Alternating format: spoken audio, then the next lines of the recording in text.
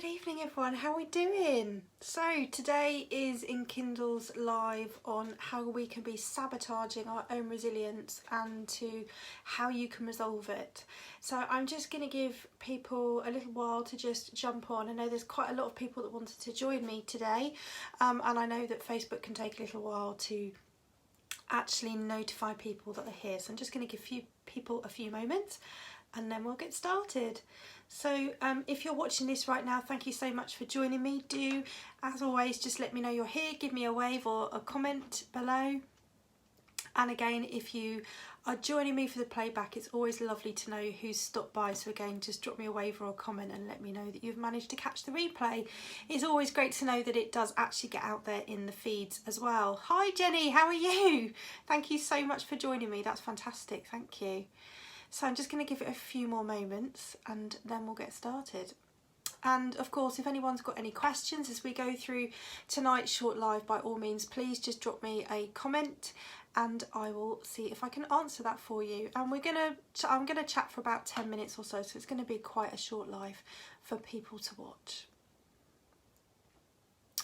So welcome everyone to tonight's live about resilience, and I want to start with something I've perhaps spoken to some of you about before, and that is around your mobile phones. Now I expect most of you are probably watching this live or playback from your mobile phone, and I'm sure you've probably got that mobile phone charged up to make sure it's working to its optimum level. I know for me, if my phone goes below 40%, there's a tiny panic and I'm looking for that charger because I want to make sure it's charged up so that I can receive calls, so that I can use it. So, you know, it's precious to me and I want to make sure it works well. But how many of us take care of ourselves in the same way that we think our mobile phones, iPads, laptops, etc. are our precious resources? We are not so great at taking care of us. We very much put everybody else first and we take care of everyone else's needs and we put ourselves last. And so what I want to encourage you to think about tonight is not about being selfish, but it's putting yourself first and actually allowing you to focus on your own resilience as well, so that you can still support you but support others. So what would that be like for you? What would it be like for you to make sure that your battery level is charged up, to make sure that your energy levels are much higher and that you're able to perform at your optimum level all the time? And so this is how we can be sabotaging our own resilience, because actually if we don't manage our energy and we don't manage how we take care of ourselves, then actually that can really affect us in quite a few ways. Our sense of aliveness can go down, our sense of purpose and our fulfillment in things that we are doing. We can become more agitated, more frustrated, more angry, and we find ourselves not really listening into conversations. How many people perhaps have to watch this playback a couple of times because you're not really listening because you're trying to do too many things? How many times do we have to ask people to repeat parts of a conversation? So avoidance is another one, actually not even getting involved in conversations, but pulling yourself away and actually hiding or, you know, disconnecting from people. So if you're at work, you're more likely to want to eat lunch on your own or have breaks on your own rather than engage in conversation, because actually you find it really hard to actually connect and get involved. Another one can be sometimes not being able to read or watch a programme or a film because you're so focused on everything else you can't actually concentrate on that particular time. So lack of connection is a big thing. And what I want to encourage you here is to think about speaking to that emotion. What's actually going on? It's really important that we start to recognise what the signs are for ourselves when our resilience is starting to go down, so that we can actually respond and do something about that. So I want to introduce you to the concept of the resilience well. The idea behind this is that as we go about our daily life, we face all sorts of challenges and experiences that test and sometimes call upon our resilience reserves as we go forward the day. So for example, you get up in the morning and you've missed the alarm, so you're rushing around getting ready. So already you're potentially tapping into that resilience to make sure that you don't fret and get stressed, that you can still get yourself ready and out the door. perhaps the children have got up late, or they don't want to get dressed, or they don't want to go to school. And then when you do get in the car to go to school or work, there's traffic lights because there's roadworks, and so you're being kept back and not able to get to work on time. Or maybe you get to work on time, or you get to wherever it is you've got to go and you can't find a car parking space, or you can't find the change for a car parking ticket. These are all tiny things that in isolation it's very easy for us to cope with and deal with. But actually, if our resilience is low, if we're feeling tired, agitated, not well, if we've been pulling on our reserves for quite a while, then actually it can only take one of these tiny things to happen for us to completely get really frustrated over it and have a little mini meltdown, you know, have that Armageddon status that I talk about. And so you need to think about your resilience well. With all of those tiny things that might have happened in the morning, you're able to pull on the reserves that you have for resilience and respond. But actually, the well is only so deep. So if you don't start to top those levels of resilience back up, you're going to get to the point where you don't have any and you're quite depleted. And of course, that's at the stage where, you know, we feel really tired, really stressed, really quite unwell sometimes, and we really just completely disconnect and can't make decisions. So what I want to encourage you to think about is how you could tap in to that resilience well and how you could fill it back up again. And I just want to share a few tips with you for that. So the first one is have a mindful moment. I talk a lot about this, the snow globe. I'm just going to reach for it. And that if you think about it, we have over between 50 and 80,000 thoughts a day, all whizzing around our head, just like it is in this snow globe now. And actually just allowing that mind to settle down for a few seconds really provides clarity. You can literally see it settling in the snow globe now, and it really provides some clarity for you to just take a moment and settle. So obviously I expect you all to go out and buy snow globes tomorrow, but in seriousness, just even if you just imagine that vision in your head of the snow settling down, it allows you to come back to the present moment. So often we spend our lives thinking about the next moment. We think about the thing we've got to do next, the shopping we've got to get tonight, the thing we've got to get ready for tomorrow. And so we don't actually enjoy those experiences of just being in the moment. And so this really simple technique, either visually with a snow globe or just in your head, allows you to just bring yourself back to the moment, slow your breathing down and just take a moment. And perhaps for anyone that's just started watching, perhaps they think I might be Mystic Megan about to think about the future, but I'll put that down.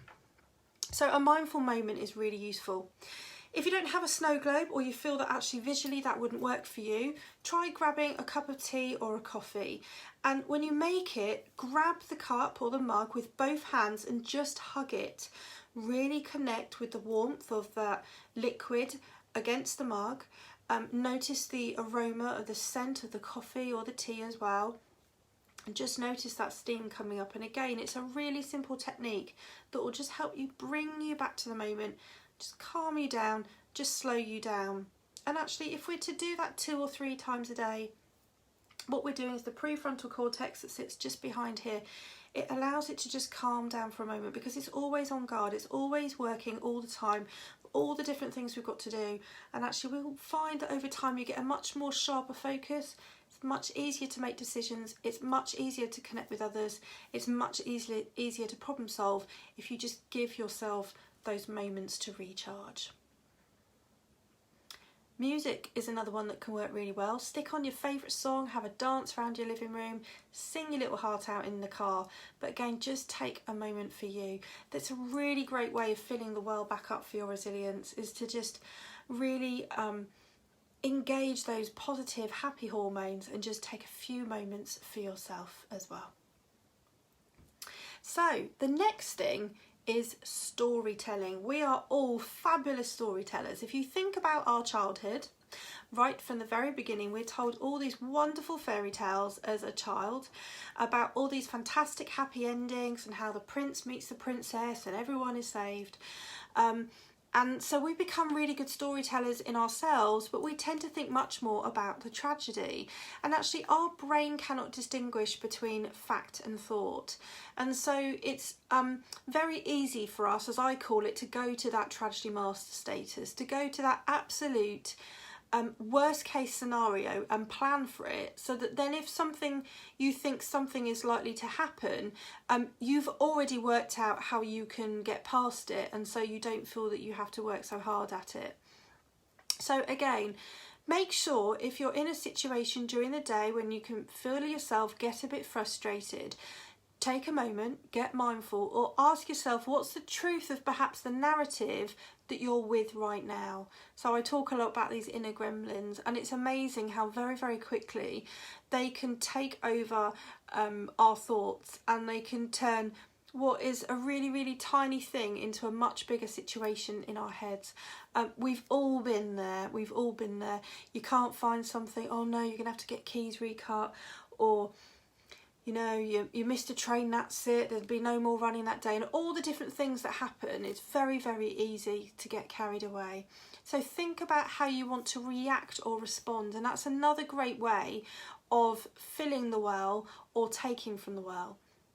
So when you're in a situation, if you can be more mindful with it and you can really think about being in the present moment and noticing what's going on, then you get a chance to respond rather than react to that situation. And if you're responding well to the situation, then you're using your resilience, but you're able to build it back up because you're not panicking, you're not sending yourself into a little frenzy of panic, and so you're not pulling on those resources as much. So think about reacting or responding.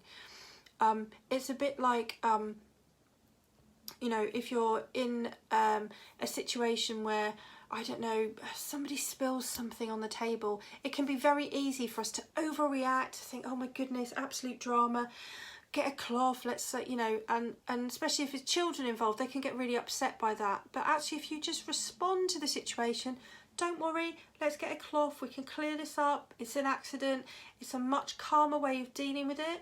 And what's happening is you're also modelling that behaviour to your children or the people around you as well. And of course we know that modelling behaviour is a really big thing. Learnt behaviour is massive. And so if we are calm, the people around us are more likely to be calm as well. And of course, you've all heard me probably talk before about energy vampires, those people that suck the life out of us, those people we can't talk to in the morning until they've had at least 3 cups of coffee. Again, step away from that. Think about whether or not you want to be sucked in to that mindset and that behaviour, or you want to move away from it.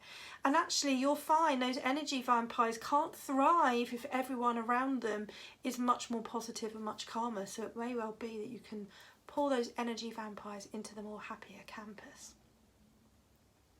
So far we've got a mindful moment, and we've also got storytelling, looking at the truth. The third one, no surprises from me, is around gratitude attitude. We know, and research suggests from psychologists, that if we spend 45 seconds a day now in a positive state for 21 days, we will still feel happier 6 months later. I'm sure we can all really invest 45 seconds a day in being positive. And of course, my favourite thing to do is the to-do list. So instead of going to bed at night thinking about all the things you haven't done that day, I encourage you to celebrate things that have gone well. So that could be 3 things you've achieved, it could be 3 things that have made you smile, and again, another great thing that you can do with children, family, friends. I have a gratitude buddy, and we message each other of an evening of the things that have made us smile, and it's a really lovely way to finish the day. So, you know, get rid of the to-dos, stop worrying about what you haven't done, and start looking at the to-dos. Start looking what you have done, what you can celebrate, and what you're positive about. And again, if you bolt that new habit onto an existing habit, you're more likely to keep it up as well. So think about something that you do at night routinely that you could be doing your to-do list at the same time. Could be putting on your pyjamas, it could be pulling the duvet back, closing the curtains, cleaning your teeth, helping, you know, the children's routine, anything that will help remind you to get into that gratitude attitude. And it really is a great thing to do with children. You know what it's like, you pick the children up from school and you ask them what they've done that day, and they won't engage in conversation. But actually, if you ask them something that's made them smile, or maybe something that's made them laugh today, or perhaps how they've been kind today, they really will likely to become more engaged in that conversation as well. And it's great for you guys as well, and you get to share lots of different things as well. So anyone that's watching now, if you'd like to help me with my to-do list today, share with me something that's made you smile today.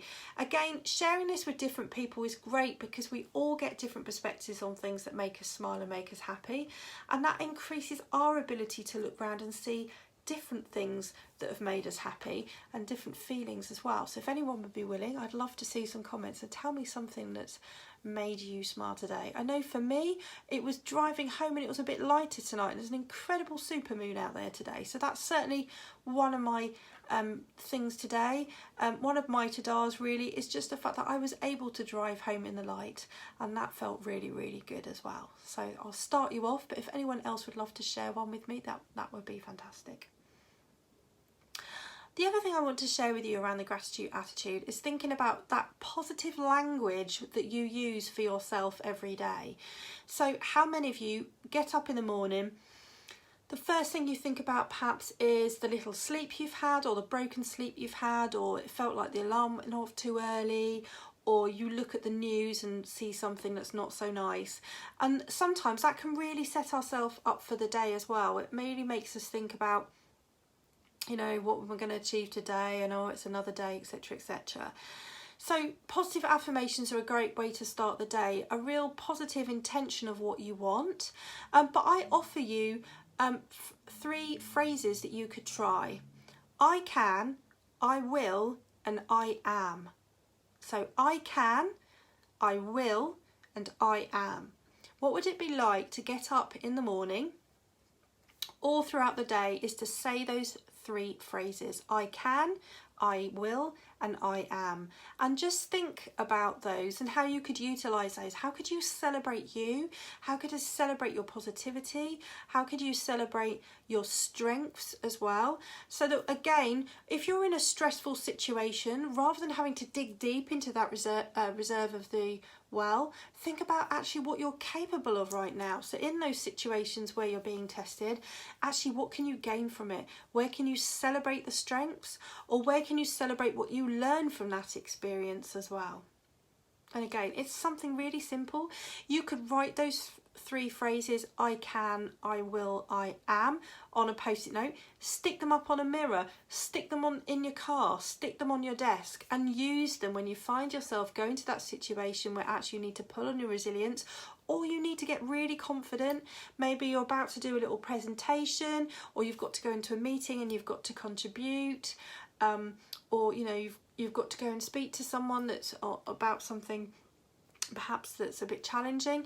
Then think about actually pull on that resilience in the sense of, what am I capable of right now? What can I do? What will I do? And who I am as you do it as well. And of course, all of these things that I share with you tonight is a choice. You know, take what you'd love to from this live and leave behind what you don't. Everything is about choice, and we are so much stronger in ourselves. It's just sometimes we don't tap into that. So absolutely pull out and tap into that resilience well, but it's important to put stuff back in. So it's important to make sure we're recharging those batteries each day. And of course, mindfulness, checking in with what's real, and the gratitude attitude are all really simple things that you could be doing in 35 to 45 seconds a day that would allow you to bring that resilience back up again. And of course, other things, you know, getting enough sleep, exercising, healthy food, etc. Like I said earlier, you know, sticking your favourite song on and having a dance around the living room, singing your little heart out in your car, you know, all of those things are really good, and they're all really, really important. Don't undervalue you. Make sure you have that little treat now and then. Treat yourself to a new top, or you know, a little cupcake or something, or your favourite coffee, or, you know, go out and have a run. Some people find, you know, I love power walking. You know, there's something about being outside in amongst nature and the fresh air to do that. So make sure that you do things that recharge you, not just recharge the mobiles, the laptops, the iPads, and everything else around you as well. So beliefs and habits is the 4th one I want to mention. It's really important, as I said, that I can, I will, I am, is you have those beliefs that actually support you rather than tear you down as well. So don't think you have to go it alone all the time. Asking for help is a great sign of leadership and a great sign of being okay with being vulnerable and okay with being you. Unfortunately, as children, again, we are taught to be very independent from a very young age. And so as we grow up, we don't want to ask for help. But I think it's a really positive sign. It's about recognising that you don't need to be able to do everything by yourself. You're not a lone ranger, and that actually there's other people around that might have lots of different knowledge and skills that you can pull on. And actually collaboration is better sometimes as well, isn't it? If you think about perhaps if you did a drawing and you encourage someone else to get involved in that drawing as well, the completely different creation that you would have. So don't be afraid to ask for help, and don't be afraid to delegate either. Don't be afraid to sort of reach out and ask someone to do something for you if that's appropriate as well. And of course, my old evil friend perfectionism obviously comes in here in a stop waiting for perfect. Perfectionism is a real drainer of resilience because it taps away at us internally all the time, telling us that we can't do something because we're not good enough, or someone else could do it better, or who'd want to see it anyway, and then you'll get all the criticism as well. And so again, go out there and just be you. Be brave, be honest, be you, and enjoy the things that you try out. And you know, one of the things that could really help you with your resilience would perhaps be to start a new hobby. Don't go into that thinking I've got to be amazing at this straight away. Go and enjoy that experience of learning as well. The brain loves to learn, so that could be something else. So they are my 4 top tips to help you stop sabotaging your own resilience. Take a mindful moment, think about the snow globe and how you can allow that brain to settle. Think about the storytelling. What is the narrative that you're saying to yourself and how could you change that? Think about that gratitude attitude in the sense of actually ending your day on a to-do list, not a to-do list, and your beliefs and habits as well. So where do you self-sabotage quite regularly? Where's the negative narrative? Are you more likely to try something new and tell yourself, well, you're not good enough to do it, or it won't be enough, or you'll never achieve it, rather than actually give something a go as well? So tap into that resilience well. Go and have a quick dance around your kitchen, put some music on and feed up that well for today. And as I said, if anyone wants to join my gratitude attitude train for today, do write in the comments below and tell me something that's made you smile today. Let's get this thing started. After all, 45 seconds a day in a positive state for 21 days, you're going to feel so much better. So thank you so much to everyone that's joined me live tonight. It's been lovely to have some company. If you've got any questions, please do drop them in the comments below. I can't see the comments right now, so apologies if anybody's written anything in the comments. I will jump on in a second and have a look. And again, if you're watching a playback, thank you so much for stopping by. Do let me know that you've been here. Just type in replay or a little smiley face or something in the comment. It's always lovely to know that you've been here. And again, if you found any of this helpful, please feel free to share it with others as well. And let me know what was the top thing that you'll take away from this live. Maybe what's the one thing you might try out this week. So have a fabulous week all, and I'll speak to you soon. Take care.